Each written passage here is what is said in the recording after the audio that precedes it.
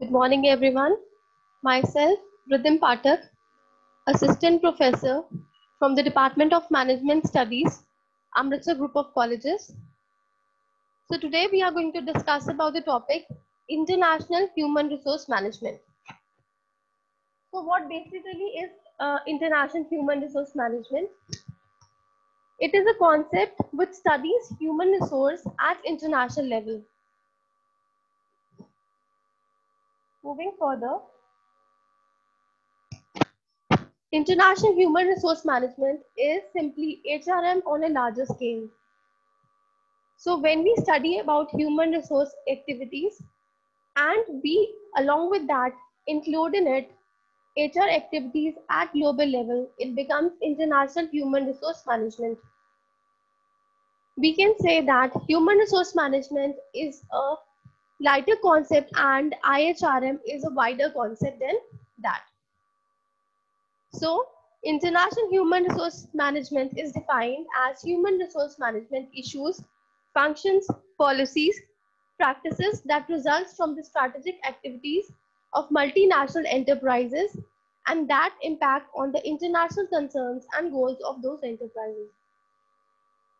Since we are now living in a global village, so previously it was confined to the domestic boundaries of a particular country where the companies used not to expand themselves, but nowadays the companies expand themselves and they are having their chains worldwide.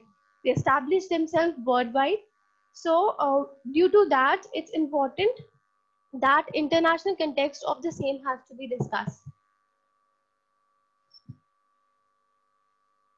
So let us discuss about significant IHRM activities and issues. As I have already told, International Human Resource Management, this particular concept is wider in term than HRM, that is Human Resource Management. HRM indicates HR policies and practices and its management at domestic level, and International Human Resource Management is focused at activities in international level. So let's discuss the first significance of IHRM activity. First is human resource planning. So as far as IHRM is concerned, its first priority becomes to plan for the human resources. That is, it will not move further till the time it knows how much manpower a particular company is already having, how much manpower is more needed. That is, it has to see the gap between the requirement and actual existing staff which they already having. So in order to fill that gap, they first of all need to plan the human resources. While doing the same, it has to consider what kind of manpower they actually require and which department they need to do recruitment for. So it all is composed in human resource planning. So it was the first significant activity and issue in human resource, international level. Next is recruitment and selection. So after the planning, when the company at international level knows that this much number of people they need to recruit, this is actually the shortage of people they are having, and they need to recruit this much number of employees in the company. So they will start the recruitment process. Recruitment is the inviting the candidates to apply for a particular job. And when the company inspires different applicants to apply for a particular job, they use different modes of recruitment. So there are different methods for the same, and the companies go for these methods as per their requirement and as per their resources. Then after the recruitment, the companies goes in for selection. So selection is a negative process. That is, it has to include shortlisting people from the number of candidates which already been recruited. That is the number of applicants who have applied for a particular job. Selection is deducting those people and including those people who are perfect for a particular job. And finally, that is a negative process when final candidates have been selected. Next is training and development. Now, it is not so that the organization, even though we talk about human resources at domestic level or international level, it is not so that the selection process, if the company will go in for selection and that is okay for it. So definitely the company has to go for certain sort of training and development programs. So if we talk about human resource management at international level, training and development is utmost important aspect over there, because here a number of people are being employed who belong to different parts of the world. So they are having different backgrounds, different sort of training is being provided to them. So that means training plays an important role in international human resource management. So development phase, the company focuses on the overall development of the employee as well as the company itself. So different sort of development programs are being targeted in order to fulfill this objective. That is why a number of companies nowadays have separate training cells. They have separate training departments which employs number of trainers, and these trainers provide all sort of training to the employees whichever is required and whichever that is as per the customized requirement of a company. Next important significant activity of IHRM is knowledge transfer. So since there are a number of people who are working at international level in a particular company, so it's important to transfer the knowledge. That is one employee who's doing a particular, who's gone in a particular sort of international assignment or doing some sort of international job. So the knowledge transfer has to be done amongst the people who are already been working in that premises. Now, similarly, those who are already working together, so some sort of experience and exposure is already been there with the employees, and they will be sharing that particular knowledge. That is called the knowledge transfer amongst people of that organization. Next is leadership. At international human resource management level, it's important for an HR manager to possess the qualities of a leadership, because until and unless an HR is having a quality of leadership, they won't be able to manage such a deviating form of manpower in that organization. So in order to tackle them, in order to hold them, it's very important to have this type of attribute. Now it's important for the HR manager also to not only to take care of this employee and to train them and to make them understand things, to do their assigned work, that is the operational task, but it's also important for the human resource management to retain the already existing staff, because until and unless retention policies are being carried out by the HR manager, there are chances that those who have relocated themselves at the international level, they will be attriting. So in order to retain them, they possess leadership quality, and with time, they conduct different sort of programs, and they go in for different sort of activities which motivates employees from time to time. Next is team building.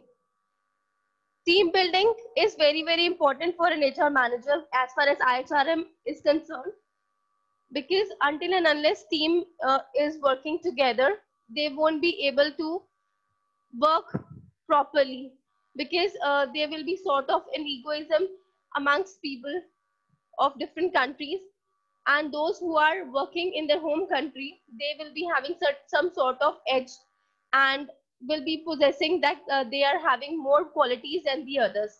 So it's very important for an HR manager to bound all of them together, to build in them a team building spirit, so that they continually feel motivated and work towards a common goal. Next is providing salary and benefits.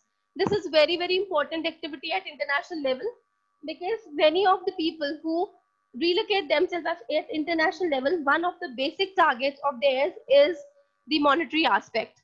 So the purpose of salary or the benefits which they derive from while they relocate to other country, when they get a foreign exposure, they have a great weightage towards that.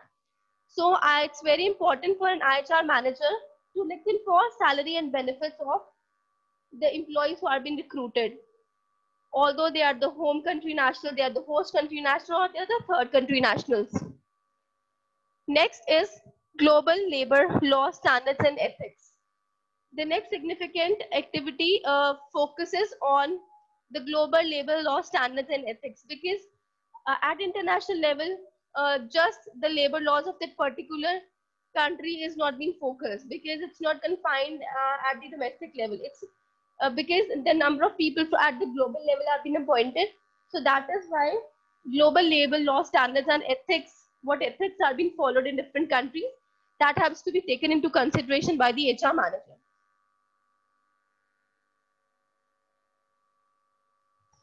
Next is the cultural context. This is the utmost important activity of international human resource management, the cultural context. So the cultural context concerns with when an HR manager deals with different cultures, like a country, country where a particular company is being located. So in that particular company, there might be people from different countries. There may be people from India, there may be people from Japan, there may be people from some sort of European country. There may be people from other sort of countries. So in order to manage those people, it's very, very important that the HR manager considerably focuses on the cultural context, because it is important that the culture of one or the other should not be harmed at time, and that has to be taken into consideration. Last is managing diverse human resources. As I've already told, right now there are diverse form of human resources, because there are people from different sort of backgrounds and different countries worldwide. So managing diverse human resource becomes a sort of, you can say, issue for also for a human resource manager. So that the human resource manager has to manage those people in a very tactful way, so that their retention and their overall upliftment, the development, overall growth of the organization does not get harmed, because ultimately the company has to work in for the growth and profitability of it. Now let us discuss about the differences about domestic and international human resource management. So first difference is more HR activities. So at the domestic level, we know that the HR activities does not focus much on the cultural context, does not focus on the global labor laws standards, global labor law ethics. So here in the case of international human resource management, there are more of human resource activities, because of the reason that there are diverse form of employees who are existing in that particular organization. Next is the need for a broader perspective. There needs to be a broader perspective from the point of view of all, and majorly for the management staff, those who are managing or at the executive level. So they need to have broader perspective in order to manage people from different countries, and to upgrade them and to provide them proper sort of training. So until and unless they have a broader perspective, they won't be able to go in for proper management of human resources at international level. Then is more involvement in employees' personal lives, because many of the people relocate themselves in case of international human resource management. So there might be certain issues when they relocate themselves. There can be issues regarding to housing facilities, relocation facilities. There can be issues regarding spouse assistance. There can be problem for a married couple. There can be problem for the education, regarding the education of the children.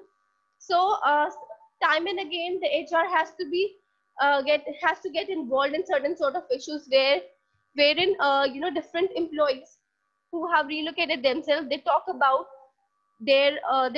and they want some sort of help or the assistance from the company itself. Then is the risk exposure. So the last point, risk exposure, denotes that risk is at the greatest level at international level. Reason being, at any time a person can go in for repatriation. Repatriation where is a process where a person moves back to the home country due to any XYZ reason. So one reason can be the person is not happy with the option which that person has got at international level. So the company has great risk all the time that those who have relocated themselves, they might attrite themselves, they might go back to their home countries, they might repatriate. So risk exposure is there. So the country, that particular company has to see that proper policies and proper facilities are being provided whichsoever are required by the employees to make them feel comfortable at international level. So students, this was about international human resource management, the basics of it and the differences between domestic and international human resource management. Thank you.